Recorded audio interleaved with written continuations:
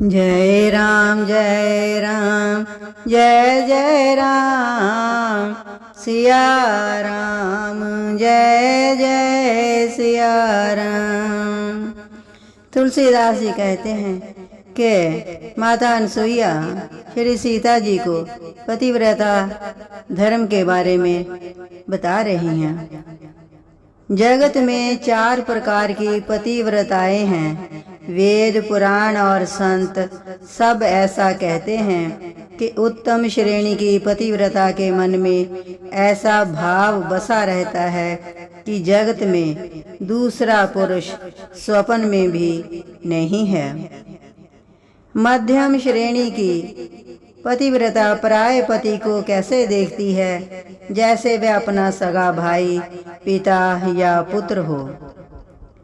जो धर्म को विचार कर और अपने कुल की मर्यादा समझकर बची रहती हैं, वह निकृष्ट निम्न श्रेणी की स्त्री हैं, ऐसा वेद कहते हैं।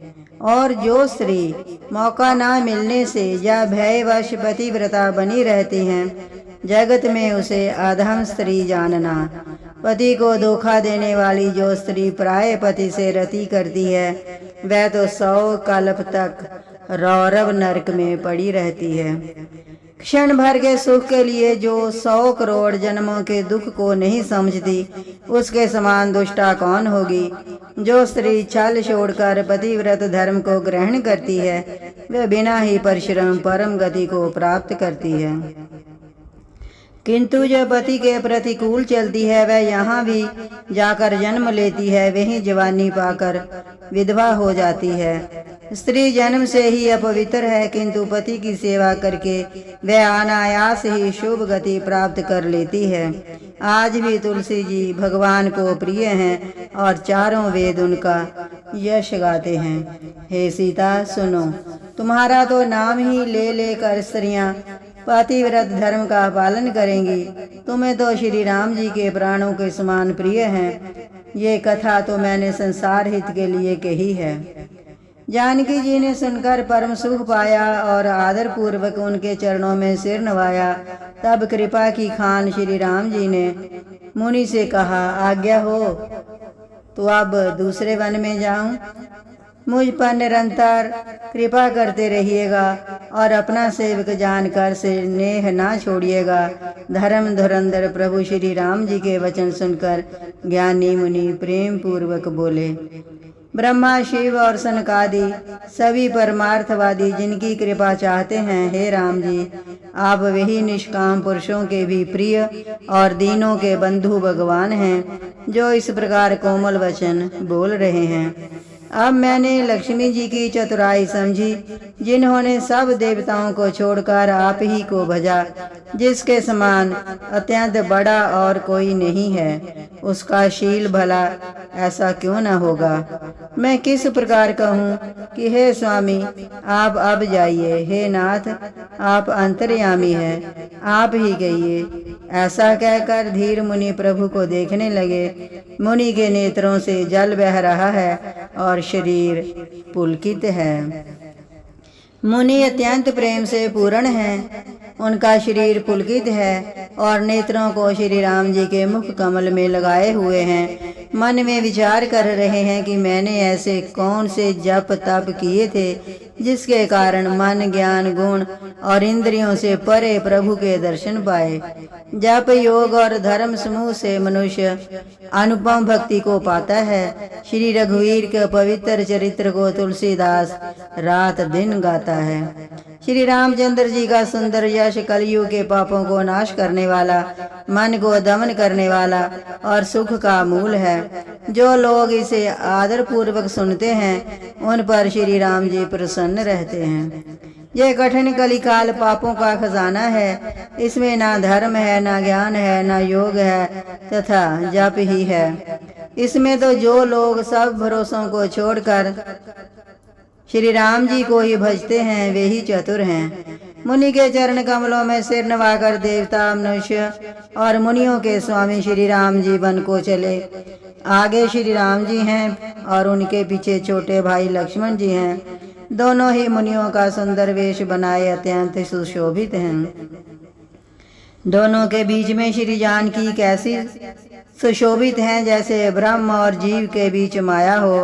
नदी, वन, पर्वत और दुर्गम घाटियां सभी अपने स्वामी को पहचान कर सुंदर रास्ता दे देते हैं। जहाँ जहाँ देव श्री रघुनाथ जी जाते हैं, वहाँ वहाँ बादल आकाश में छाया करते जाते हैं। रास्ते में जाते हुए विराट राक्षस मिला। सामने आते ही श्री रघुनाथ जी ने उसे मार डाला। उसने तुरंत सुंदर रूप प्राप्त कर लिया। दुखी देखकर प्रभु ने उसे अपने परम धाम को भेज दिया। फिर वे सुंदर छोटे भाई लक्ष्मण जी और सीता जी के साथ वहां आए, जहां मुनि शरभंग जी थे। श्री रामचंद्र जी का मुख कमल देखकर मुनि श्रेष्ठ नेत्र रूपी भौरे अत्यंत आदरपूर्वक उसका पान कर रहे हैं। शरभंग जी का जन्म धन्य है। मुनि ने कहा, हे कृपालु रघुवीर, हे शंकर जी के मन रूपी मान सरोवर के राजहंस, सुनिए, मैं ब्रह्मलोक को जा रहा था। इतने में कानों से सुना कि श्री राम जी वन में आएंगे। तब से मैं दिन रात आपकी राह देखता रहा हूँ। अब प्रभु को देखकर मेरी छाती शीतल हो गई। हे नाथ, मैं सब साधनों से हीन हूँ। आपने अपना दीन सेवक जानकर मुझ पर कृपा की है। हे देव, ये सब कुछ मुझ पर आपका एहसान नहीं है। हे भक्त मन चोर, ऐसा करके आपने अपने प्राण की रक्षा की है।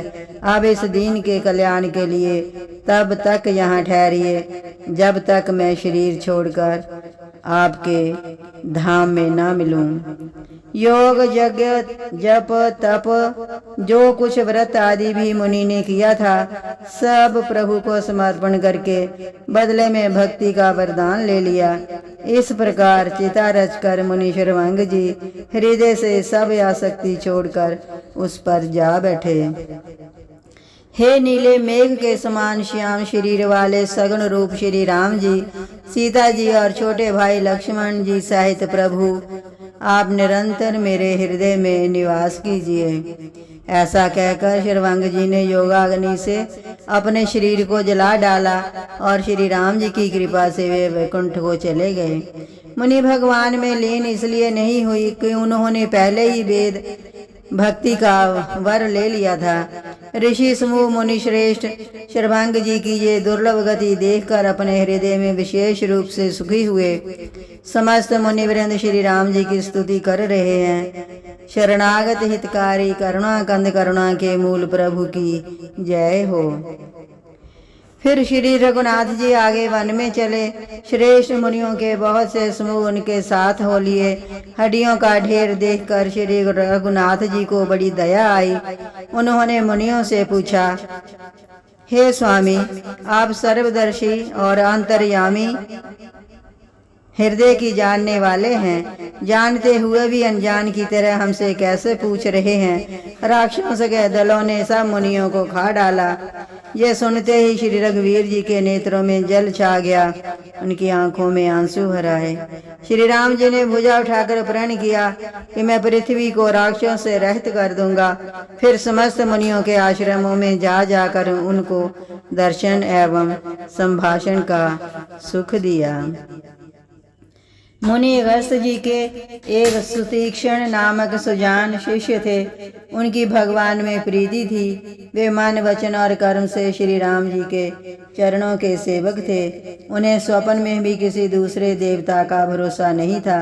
उन्होंने जो ही प्रभु का आगमन कानों से सुन पाया, त्यों ही अनेक प्रकार के मनोरथ करते हुए वे आतुरता से दौड़े चले। हे विधाता, क्या दीन बंधु श्री रघुनाथ जी मुझ जैसे दुष्ट पर भी दया करेंगे? क्या स्वामी श्री राम जी छोटे भाई लक्ष्मण जी सहित मुझसे अपने सेवक की तरह मिलेंगे?